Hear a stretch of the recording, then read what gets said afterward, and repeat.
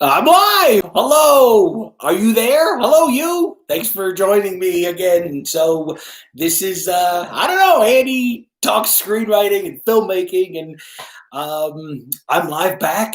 Uh, and this is day 13 of a screenplay of mine getting turned into a film, and this is the first time this has happened to me. So thanks for coming along and joining and coming along for this ride. And I also get to be in the movie, a character I wrote, and it's not just a cameo; it's a part. It's a really good part. So this is obviously a big deal for me, and I'm super excited. And I really appreciate you coming along and having fun and enjoying this journey with me, and hopefully learning something or being inspired. Um, so let's talk about today and why I'm here and not on set and what happened. Hello, Dawn. How are you?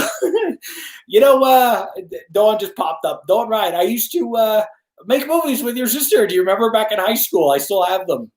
Long time ago, almost 10 years ago. So thank you very much. If you saw yesterday's day 12, I was going to bed very early because I was going to get up very early, and I was going to go our first day of shooting today. And I'm not a superstitious guy, but Friday the 13th struck because while I was actually on that call, I was getting texts and emails, and in this really difficult time that we're having right now, it got pushed off a couple days. So I think everything's gonna be fine. I'm not gonna say anything more about that, but that's filmmaking.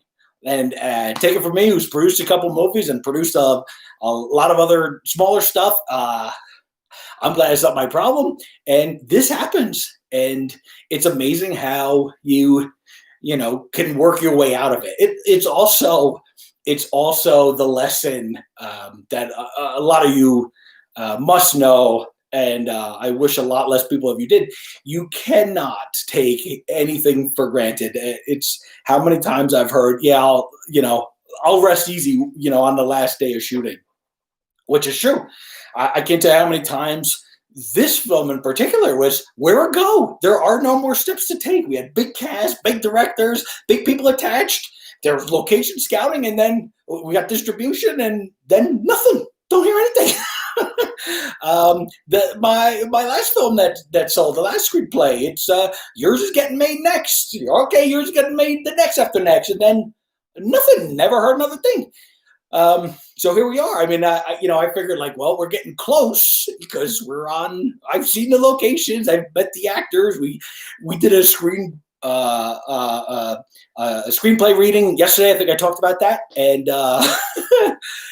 but here we are. So what did I do today? I went over the script. I went over and over the script, and that's kind of it. I thought about what I would talk to you guys about, and that is it. So I'm not a superstitious guy, like I said, but Friday the 13th struck. And this is my 13th day here, which is, I don't know. I really don't know. I'm not, like I said, there's something fun to it. It's also November 13th yesterday. I didn't mention, and I should have, was the day that Felix Unger was asked to remove himself from his place of residence. And of course, that request came from his wife. And if you don't know what I'm talking about, you should look it up because you're missing out. So anyway, thank you, Dawn. Yes. Today I want to talk about something, away from the movie, since we're kind of got a day off, and tomorrow's going to be a day off too. I want to talk to you about getting out of your comfort zone, because this was a lesson I needed to learn, and I learned it a long time ago. And I was a very rigid writer. I had specific notebooks for specific projects, and I had a real hard time to just be free-flowing.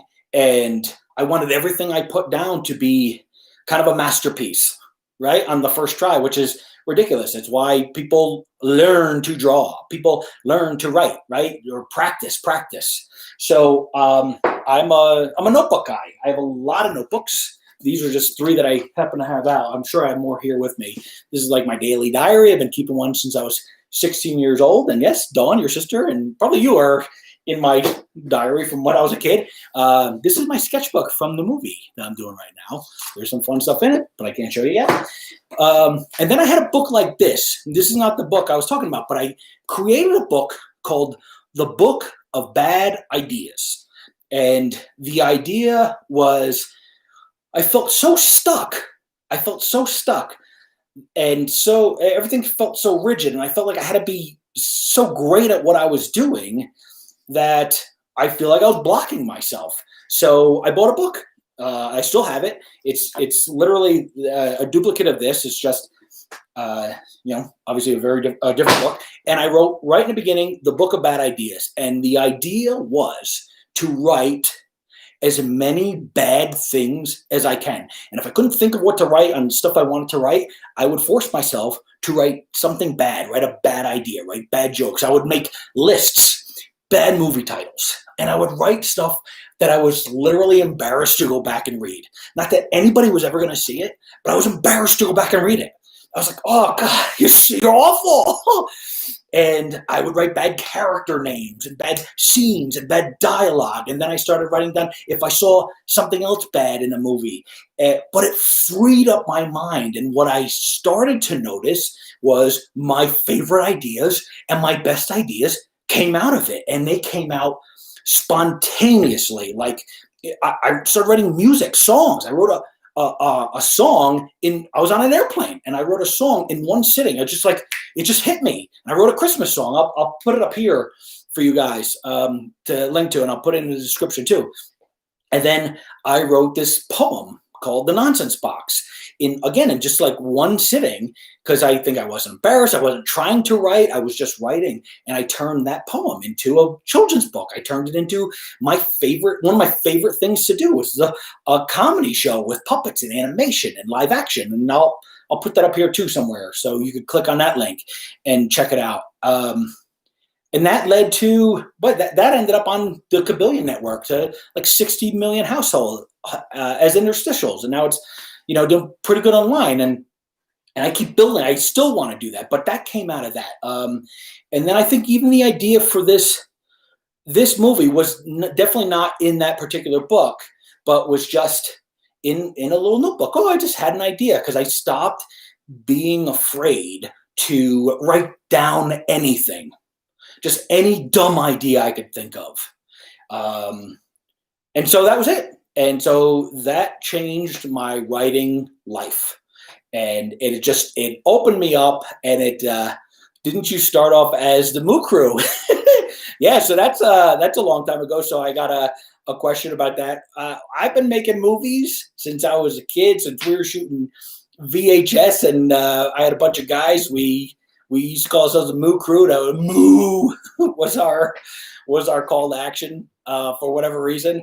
And we made a bunch of movies together. We were like The Goonies and, I don't know, Back to the Future. And just the spirit of those great movies from the 80s we were doing in the 90s. And just I never stopped. Those days inspired me to never stop, to just keep going. And even then I was writing bad ideas. And so that's it. That was kind of what I wanted to talk about.